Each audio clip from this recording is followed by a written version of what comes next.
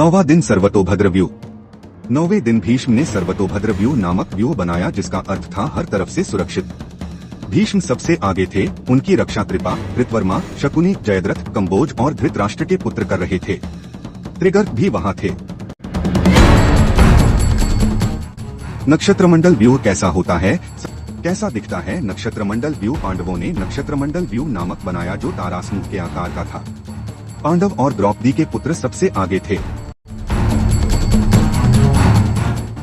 शिखंडी, चेकितान और घटोत्कच बचाव के लिए महत्वपूर्ण पदों पर थे।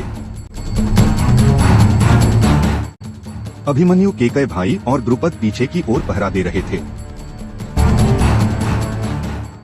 इस दिन दुर्योधन ने भीष्म को कहा वो या तो कर्ण को लड़ने दें या फिर वो खुद पांडवों का वध करें। तो भीष्म ने उसे वचन दिया कि कल या तो कृष्ण अपनी युद्ध में शस्त्र न उठाने की प्रतिज्ञा तोड़ेंगे, वरना वो किसी एक पांडव का वध अवश्य कर देंगे। युद्ध में आखिरकार भीष्म के भीषण संहार को रोकने के लिए कृष्ण को अपनी प्रतिज्ञा तोड़नी पड़ती है, परंतु इस दिन भीष्म पांडवों की सेना का अधिकांश भाग समाप्त कर देते हैं।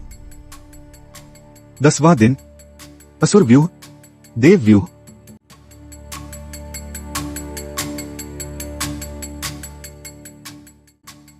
कैसा होता है असुर व्यूह, कैसा होता है देव व्यूह? इस दिन पांडव ने श्री कृष्ण के कहने पर भीष्म से उनकी मृत्यु का उपाय पूछा। अर्जुन ने शिखंडी को आगे कर भीष्म के शरीर को बाणों से ढक दिया। भीष्म पांचाल तथा मत्स्य सेना का भयंकर संहार कर दिया।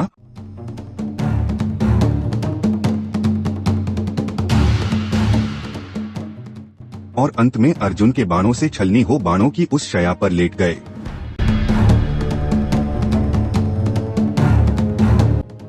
ग्यारहवां दिन शकट व्यूह, क्रौंच व्यूह। कैसा होता है शकट व्यूह? शकट व्यूह एक गाड़ी के आकार में सेना की व्यवस्था होती है।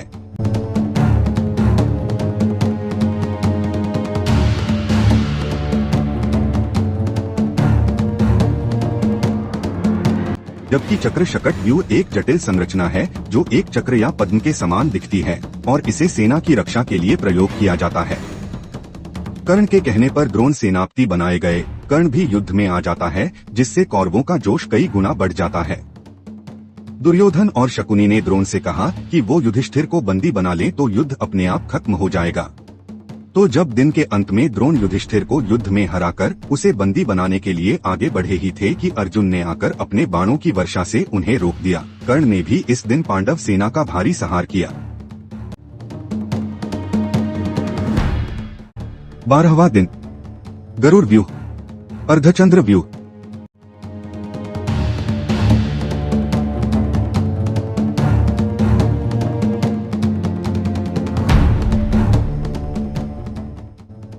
पिछले दिन अर्जुन के रहते युधिष्ठिर को बंदी नहीं बना पाए थे, तो अर्जुन को युधिष्ठिर से काफी दूर भेजने के लिए शकुनी व दुर्योधन ने त्रिगर्त देश के राजा को अर्जुन से युद्ध कर उसे वहीं युद्ध में व्यस्त बनाए रखने को कहा। वे ऐसा करते भी है, पर फिर भी अर्जुन समय पर पहुंच गए और द्रोण असफल हो गए।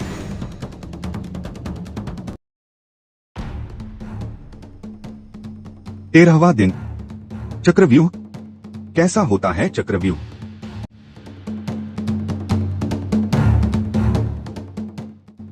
चक्रव्यूह, इसमें आसमान से देखने पर घूमते हुए चक्र के समान सैन्य रचना दिखाई देती है। इसमें अंदर जाने का रास्ता तो है, लेकिन बाहर निकलने का रास्ता नजर नहीं आता। आपने स्पाइरल देखा होगा, बस उसी तरह का यह होता है। महाभारत में इस व्यूह की रचना गुरु द्रोण ने की थी।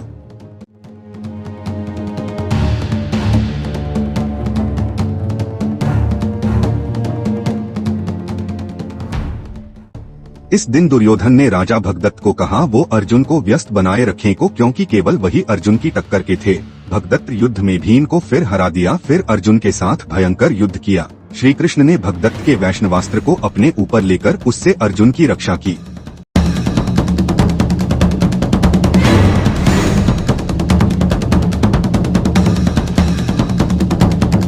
वैष्णव अस्त्र को शत्रु की दिशा में न चलते हुए आकाश की ओर चलाते हैं। जब वो काफी ऊंचाई पर पहुंचता है तो फिर वहां से वो दुश्मन की तरफ बड़ी तेजी से बढ़ता है।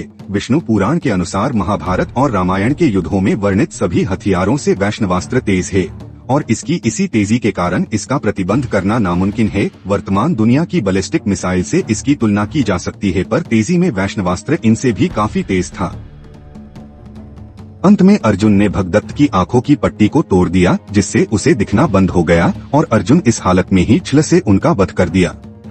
इसी दिन द्रोण युधिष्ठिर के लिए चक्रव्यूह रचा, जिसे केवल अभिमन्यु तोड़ना जानता था परंतु निकलना नहीं जानता था। युधिष्ठिर ने भीम आदि को उसके साथ भेजा, पर चक्रव्यूह के द्वार पर उन सबको जयद्रथ ने शिव के वरदान के कारण रोक दिया और केवल अभिमन्यु ही अंदर जा पाया। सभी कौरव महारथियों ने उस अकेले को ही छल से मार दिया।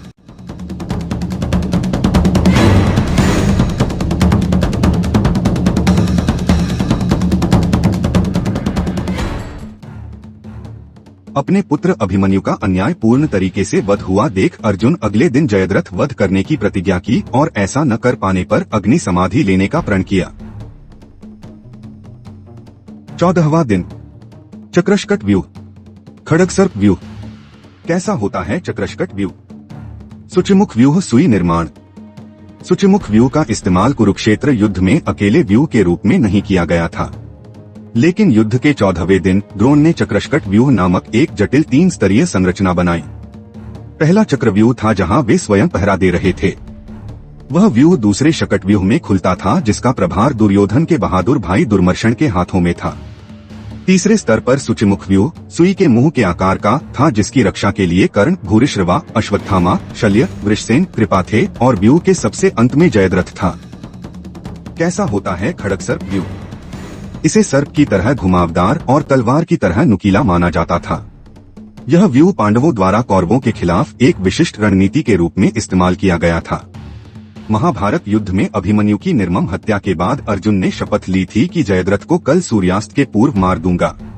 अर्जुन की अग्नि समाधि लेने की बात सुनकर कौरवों को जोश आया और यह योजना बनाई कि आज युद्ध में जयद्रथ को बचाने के लिए सब कौरव योद्धा अपनी जान की लड़ा देंगे। तब गुरु द्रोणाचार्य ने जयद्रथ को बचाने के लिए इस व्यूह की रचना की थी। द्रोण ने जयद्रथ को बचाने का वचन दिया और उसे सेना के पिछले भाग में छिपा दिया, पर कृष्ण ने सूर्यास्त का भ्रम रचा तो अर्जुन सबको रौंदते हुए बाहर आए जयद्रथ को मारकर उसका सिर उसी के पिता के गोद में गिरा दिया। इस दिन द्रोण ने द्रुपद और विराट को भी मार दिया। 15वां दिन पद्मव्यूह। वज्रव्यूह। कैसा होता है? पद्मव्यूह तेजी से हमला करने वाले हमलावर जालों से उल्टे। पद्मव्यूह कई मुंहों वाला जंजाल था जो ठीक कमल की पंखुड़ियों की तरह हमला करने के लिए खुल सकता था तो बाहरी हमले से बचने के लिए सिकुड़ सकता था। जैसे कमल थमे पानी के ऊपर खूबसूरती से खिलता है, अपनी जड़ों को नीचे छिपाता है, वैसे ही पद्मव्यूह भी अपने असली इरादों को छिपाता है। शांत दिखता है लेकिन अपनी कोमल शक्ल के पीछे खतरनाक ताकत को छिपाता है। इस दिन पांडव छल से द्रोणाचार्य को अश्वत्थामा की मृत्यु का विश्वास दिला दिया, जिससे निराश हो द्रोण ने समाधि ले ली। उनकी समाधि की दशा में धृष्टद्युम्न उनका सिर काटकर वध कर देता है। 16वां दिन मकर व्यूह। अर्धचंद्र व्यूह।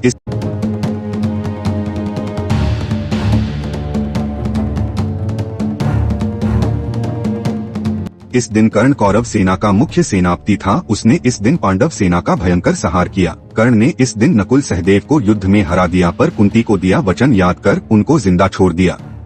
फिर अर्जुन के साथ भी भयंकर संग्राम किया। भीम दुःशासन का वध कर उसकी छाती का रक्त पीता है और अंत में सूर्यास्त हो जाता है। 17वां दिन सूर्य व्यूह। महिष व्यूह। कैसा होता है? सूर्य व्यूह सूर्यबिंब की तरह गोलाकार आकार का व्यूह। कैसा होता है? महिष व्यूह मृत्युदेव के वाहन महिष जैसे आकार का व्यूह। इस दिन कर्ण ने भीम और युधिष्ठिर को हराकर भी कुंती को दिए वचन को याद कर उनके प्राण नहीं लिए।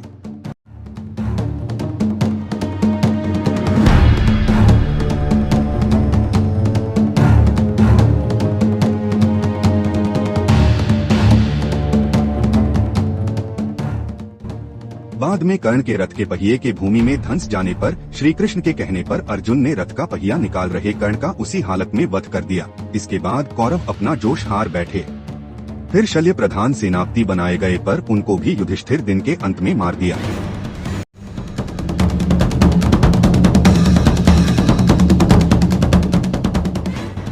18वां दिन सर्वतोभद्र व्यूह। क्रॉच व्यू, सर्वतोभद्र व्यू। सर्वतोभद्र व्यू का अर्थ है चारों ओर से सुरक्षित, जो एक प्रकार का सैन्य व्यू है। यह एक ऐसी सेना की संरचना है जो सभी दिशाओं से मजबूत हो, जैसे कि एक वर्ग या वृत्त।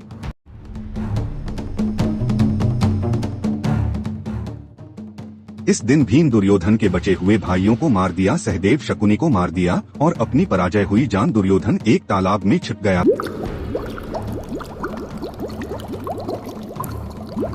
पर पांडवों ने ललकारा तो उसने भीम से गदा युद्ध किया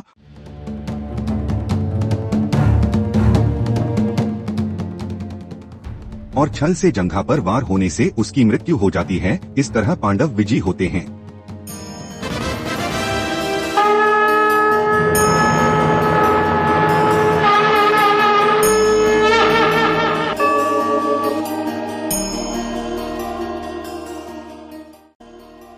श्री कृष्ण का विराट स्वरूप जो केवल अर्जुन को ही दिखाई दे रहा था, संजय ने भी उसे दिव्य दृष्टि से देखा। कृष्ण का विराट स्वरूप इस तरह अद्भुत व्यूह रचते हुए कौरव पांडवों का भीषण नरसंहार संजय ने अपने दिव्य चक्षुओं से देखा और धृतराष्ट्र को दिखाया। और आपको भी उन जंग जंजालों से मानसिक रूप से गुजरना पड़ा, जिससे आपकी जानकारी जरूर बढ़ी होगी।